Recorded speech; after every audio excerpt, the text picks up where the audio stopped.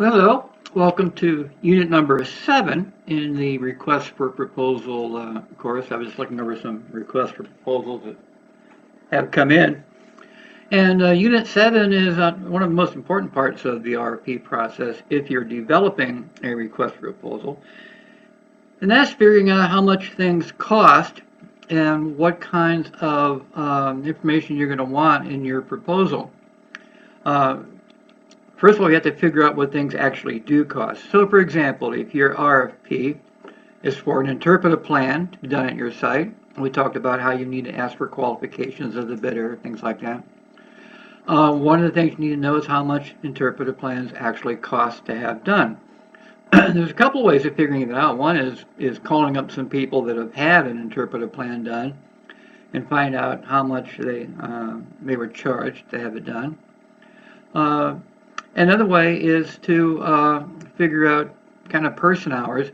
When we do interpretive plans for an average county park or a city park or state park, the average cost of an interpretive plan is about $8,000. If they want other things done, like adding details for a self-guided trail, planning for a visitor center or exhibit rehab, then of course the costs go on up. And so one of the things you might do is actually call a consulting firm and ask them how much they normally charge for things.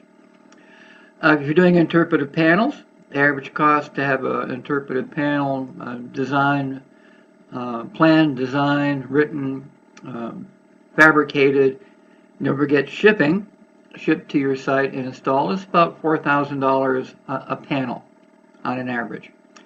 Other things like interpretive writing is about $100 an hour. So depending on what your RFP is for, you need to kind of figure out what the costs are going to be. Now there are two ways you can put the cost in your RFP. One way is to have a very detailed scope of services as to what you actually want done, and then just ask people to give you a bid as to what they would charge to do those, and hopefully what they give you is the bid on that's at least as much or maybe under how much you have budgeted to have that work done. Way number 2 is tell them how much money you have and see if they can do what you want for that much money. And then you can negotiate any differences. Now, we've been involved in both ways because we pretty much know how much things cost. We did a project for a Corps of Engineers visitor center for a whole new exhibit project. And when we costed it out as part of the interpretive plan, we said the exhibits are going to cost $300,000 to do. And that's because the exhibits cost about $400 per square foot of floor space, which is important to know. So you figure out how much floor space you have, multiply it times $400. 25% of that is the design fee, 15% of that is delivery and installation, and the 60% or so that's left actually buys the exhibits. So when we figured it out, we told them it'd be about $300,000 total to have the exhibits done for their center.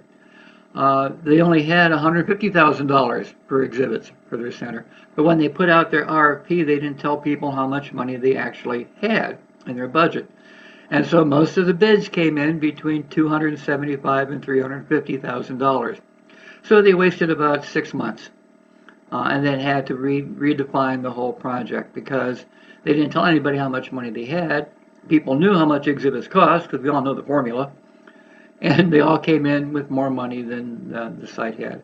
So it's really kind of your decision, but you have to know pretty much really close as to what's the services or the products that you want and you're asking for a proposal on actually cost in the real world. And then you can judge if the bids are high or low. Or if you're going to tell people how much money you have, you're going to get bids for reality.